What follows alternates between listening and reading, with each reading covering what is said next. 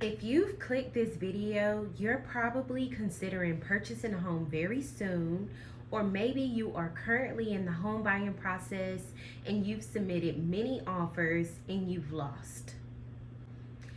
If that's you, you've come to the right place. Today, I am going to share with you a few ways to get your offer accepted in this seller's market. There are buyers out here that are winning homes every single day, so don't get discouraged. That could be you. If you want to know more about some of the tools that I've used to help my buyers win, continue to watch this video and don't forget to click the like button and subscribe. Hey everyone, it's your realtor friend Camille, realtor here in the state of North Carolina with Keller Williams in Asheville, North Carolina. Let's go ahead and get into today's video. Number one, the purchase price. A lot of you may not see the value in a home, so you go, oh, well, this home needs a little bit of updating, a little bit of cosmetic work, yada, yada, yada, and so you offer below the purchase price. Not a good idea. In a market where many buyers are seeing the value and desperately wanting homes, offering below the sales price is not a good idea. In fact, most of the homes, especially in our area in Asheville, North Carolina, are closing at the listed price or thousands of dollars above the listed price. This weekend, in fact, I looked at our MLS system, and many of the homes that closed at 7 to 8% above the listed price. So before you go to lowball a seller, number one, you have to consider the days on market. If the home has just hit the market, 0 days, or it's in coming soon status, or it's been on the market for 1 day or 2 days or even 3 days, the first few days the home receives the most activity. This also means that this is the time where many buyers are presenting their best foot forward in their offer on the property. So it is not advisable to go below the purchase price. Now, for a home that's been on the market for 30 days, 45 days, yes, absolutely, have your way. But for a home that's fresh, new to the market, would not suggest going below the purchase price if you're looking to get your offer accepted. The second way you can get your offer accepted is by upgrading your offer to a cash offer. There are some lenders that can do this for you. It does come with a price. One of the lenders is New American Funding, and another program that you can use is Ribbon. Ribbon is only available in certain states. I know that in the state of North Carolina, they charge a 2% fee to upgrade your offer to a cash offer, which is where you as a buyer will present your pre-approved letter to Ribbon, and then Ribbon will pretty much buy the home on your behalf using their cash. Sellers love cash offers. It removes a lot of the contingencies regarding appraisals and the repairs that may be needed from an appraisal to close on a home. And a lot of times, buyers who are cash buyers can close more quickly than buyers who have financing attached, which is conventional, FHA, VA, USDA, along with other down payment assisted programs. So if you can upgrade your offer to be a cash offer, that may work as well.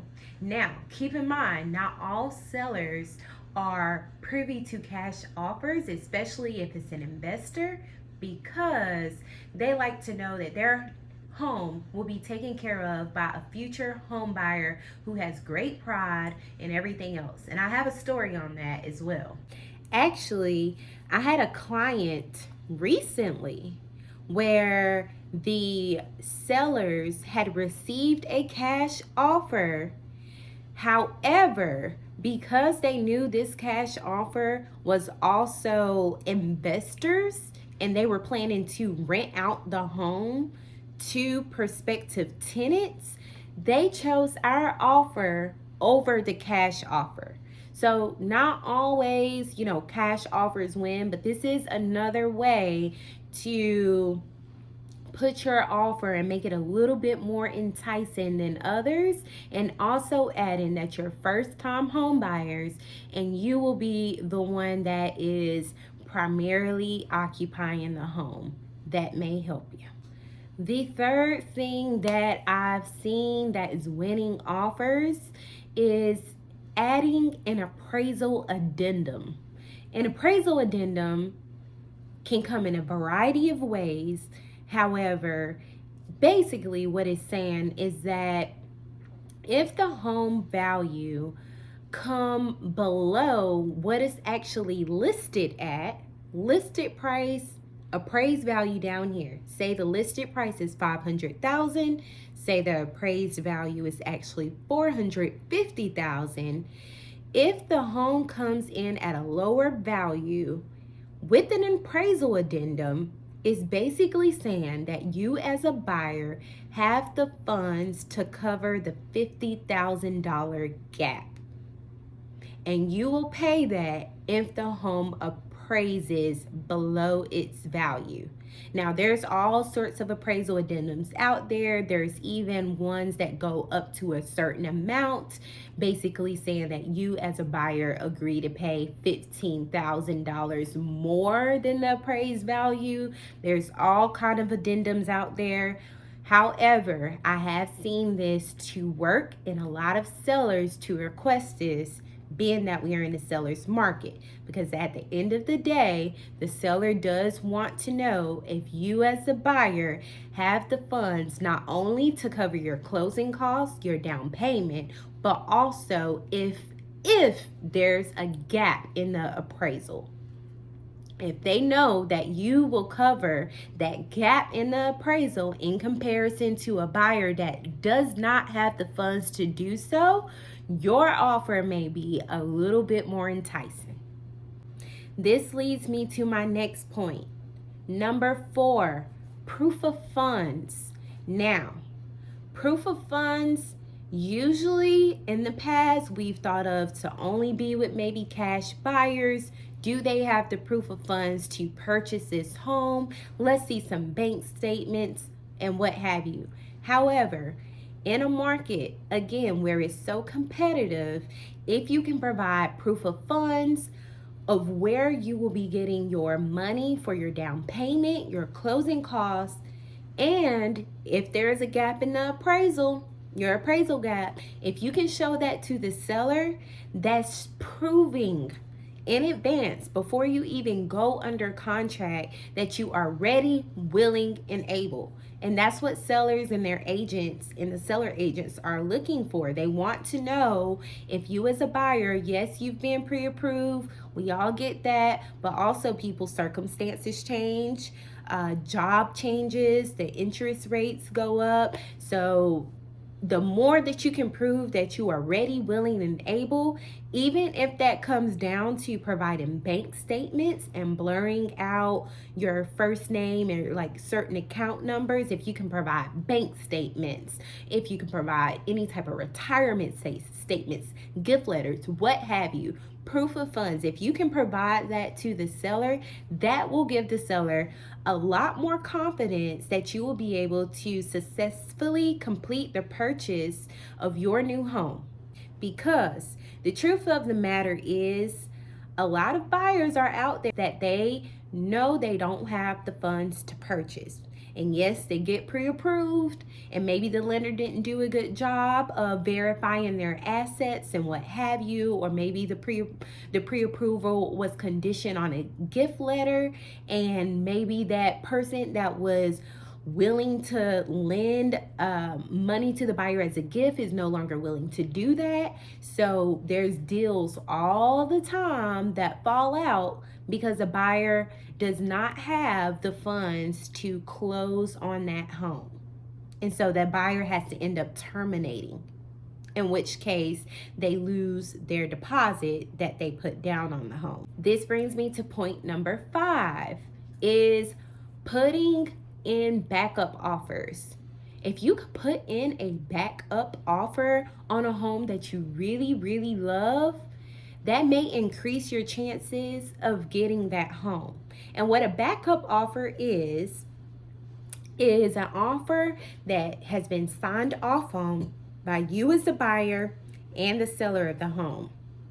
So in case something happens with that first contract and the primary buyer, your offer will slide right on into that place, making you the first position to get that home. And with many contracts falling out for a variety of reasons, whether it's financing or appraisal contingency or inspection, or just because the buyer simply got cold feet, if that home falls out for whatever reason and goes back on the market, you will move right on in as first position to take over and become the primary buyer. So it happens. I've seen it happen time and time and again where a property will come back on market. Number 6 is to look for off-market deals.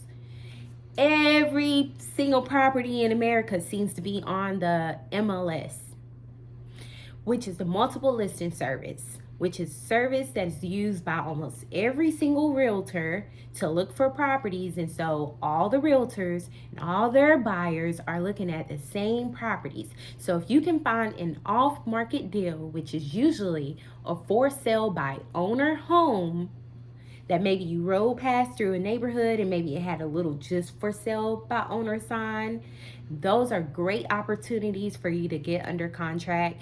For sale by owners are also on Zillow. And how I like to do it is segmented by the county versus the city, because even though the city is just, it's a smaller pool, but by doing a county search, you can include those smaller towns maybe around the city that you wouldn't mind moving to because it's so close. Maybe it's a 10-minute drive or a 15-minute drive and it's worth it. So look for off-market opportunities and make sure that your agent is also doing that. Every single morning for my buyers, I search Zillow.com and for sale by owner homes. I sure do. And I have found for sale by owner homes for my clients and gotten them under contract with the for sale by owner. The only thing with this is to make sure that that for sale by owner is willing to pay your realtor commission, because if they're not, then most likely you will be the one stuck with paying your realtor's commission if that for sale by owner is not willing to do so. Number 7, and I hope you guys are enjoying this so far. I have about 2 more tricks after this. So number 7 is to search outside the city limits. Please, people, everybody want to be in the middle of the city and close to restaurants and eateries. And I understand. I understand. Trust me, I do. But the fact of the matter is, being in the city yields a lot of competition, and the further out you can go, the less competition there is, and the more likely it is that you can get your offer accepted in today's market. Number 8 is something called a seller leaseback.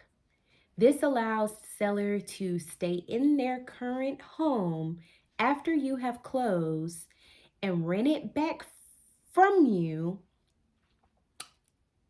In the state of North Carolina, we have up to 60 days that they can do this, which allows the seller time to move and time to find their next home in a seller's market. So if you can write this into your offer that you're willing to provide the seller to lease your home that you just closed on back from you, that may make your offer a little bit more enticing than the next one, because again, this allows the seller to have time to plan their next move and be less stressed and a little bit more at ease, not having to maybe move twice or move with relatives or have some type of short-term situation.